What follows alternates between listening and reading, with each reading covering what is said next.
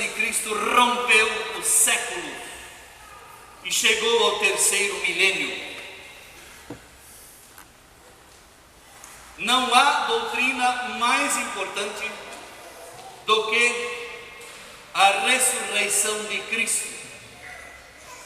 Por isso, você pode encontrar, volta e meia, gente simples, professores universitários, atores, artistas, negando a ressurreição e falando contra ela, porque ela é a pedra de toque da doutrina da igreja. Se Cristo ressuscitou,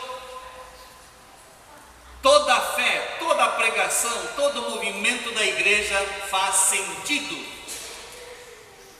A sua ida à Santa Ceia faz sentido. O casamento cristão faz sentido. Ser absolvido dos pecados faz sentido.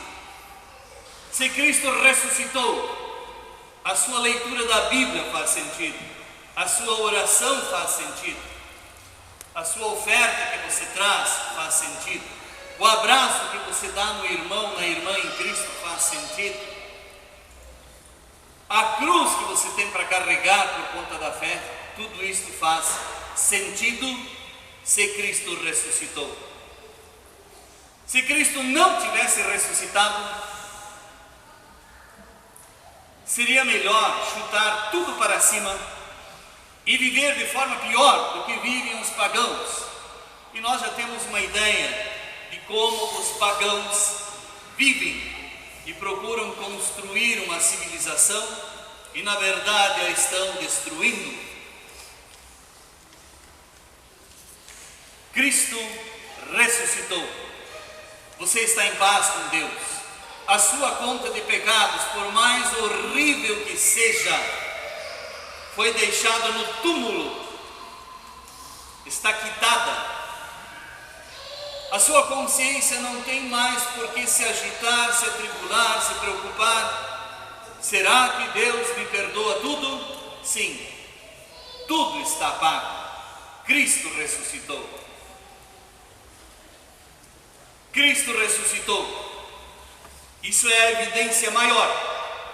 Em segundo lugar, de que Ele é exatamente quem Ele afirma ser. O Filho de Deus, que deu a sua vida em pagamento pelos nossos pecados e nos atrai para Deus ao ponto de podermos chamar Deus de Pai nosso. Cristo ressuscitou. Você também haverá de ressuscitar. Não importa onde será o seu túmulo. Se for 7 palmos, se for a caixa de concreto, se for a cremação, se for o fundo do oceano, se for o fogo, como irmãos nossos no passado foram queimados, não importa, você será chamado da morte. Cristo diz: vem a hora em que todos os que se acham nos túmulos ouvirão a sua voz e sairão, os que tiverem feito bem para a ressurreição da vida e os que praticaram mal para a ressurreição do juízo. Cristo ressuscitou. Nós haveremos de ressuscitar. Que conforto, que alegria. Por outro lado, que preocupação, que angústia para aqueles que querem evitar Jesus. Já houve até gente que ordenou que o seu corpo fosse queimado e que as cinzas fossem espalhadas de avião sobre o oceano. E eles então acreditam que Deus seria fraco para reunir e chamá-los da morte. Que ilusão, que engano. Não há como evitar o infinito, o todo-poderoso. Para nós, que alegria. Não há por que temer com medo o todo-poderoso. Ele é santo, sim, mas em Cristo ressuscitado Ele prova que temos paz com Deus. E o projeto divino continua. Ele nos deu 3 tempos, um no ventre materno, o outro sobre a terra, e o tempo em que o tempo para, a eternidade, onde habitaremos, num lugar ou num ambiente do qual o apóstolo Paulo fala em 1 Coríntios 2,9, nem olhos viram, nem ouvidos ouviram, nem jamais penetrou em coração humano o que Deus tem preparado para aqueles que o amam.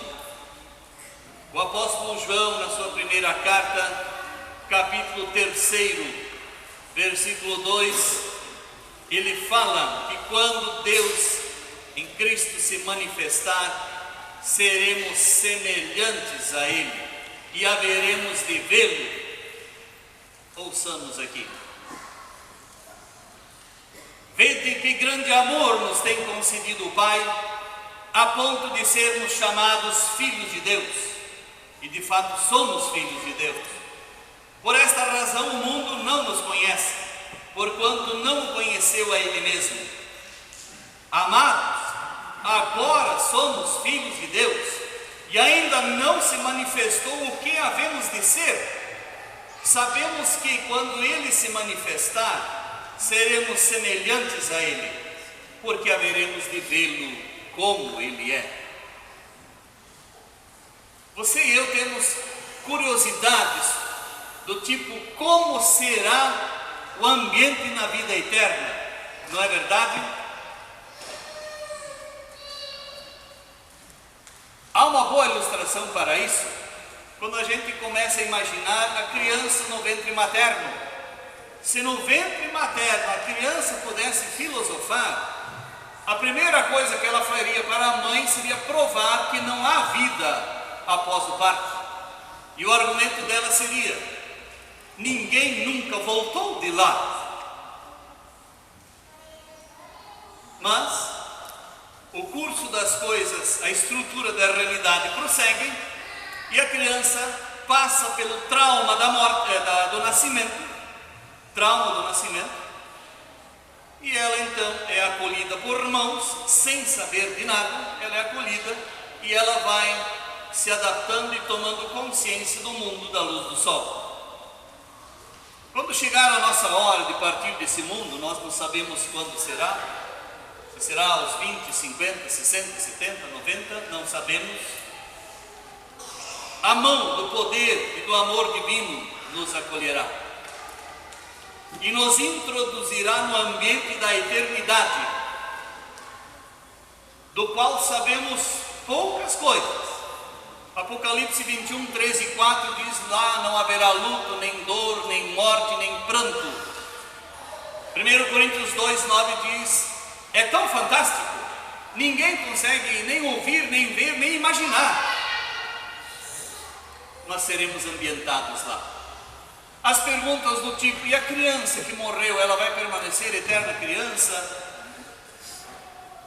Deixe Deus estruturar o céu, porque se nós tivéssemos que montar o céu, nós faríamos um desastre no ambiente eterno, pior, 1000 vezes pior, do que se deixarmos uma criança de 3 anos organizar a casa. Mais importante do que saber como será na vida eterna, é saber, em Cristo, meu Senhor que pagou pelos meus pecados, em Cristo, Senhor que ressuscitou, o meu lugar, o meu ambiente está reservado. Está reservado não por eu ser um cara legal, porque eu não sou tão legal. Está reservado não por eu ser menos pecador do que os outros, que eu duvido que eu seja. Está reservado não por mérito ou esforço meu, mas por graça, amor e perdão de Deus em Cristo. Não há notícia maior do que essa. Em Cristo ressuscitado, você e eu temos perdão dos pecados, comunhão com Deus e um lugar guardado na eternidade feliz. O Os seus amigos todos conhecem essa mensagem? Seus parentes todos já a conhecem? Seus vizinhos conhecem essa mensagem?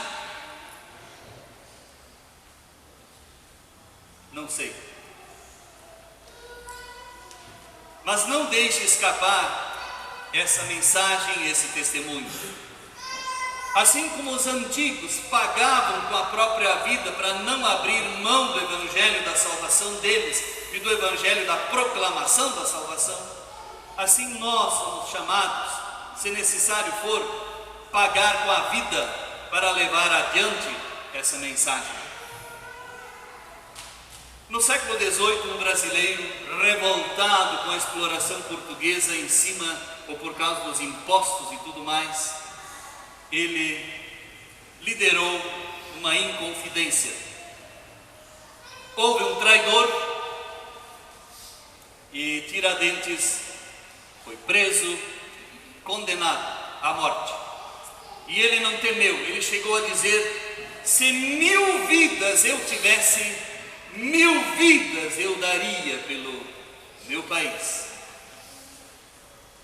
Isso nós podemos pegar para nós e dizer: se 1000 vidas eu tivesse, 1000 vidas eu entregaria, se necessário for, para proclamar a salvação a esse mundo que está cada vez com os ouvidos mais loucos, mais marxistas, mais socialistas ou mais capitalistas, e se fecha cada vez mais para rejeitar. Mas a nós cabe ouvir, crer e proclamar o Evangelho. Deus o conceda em Cristo Jesus. Amém. Lembrando, não foram os pregos que seguraram Cristo na cruz, mas o amor dele por você. A outra imagem, o túmulo vazio, porque Cristo ressuscitou. A seguinte: Cristo vem ao nosso encontro de braços abertos, no batismo, na pregação, na Santa Ceia, na confissão e absolvição. Levantemos, cantemos o Kyrie eleison.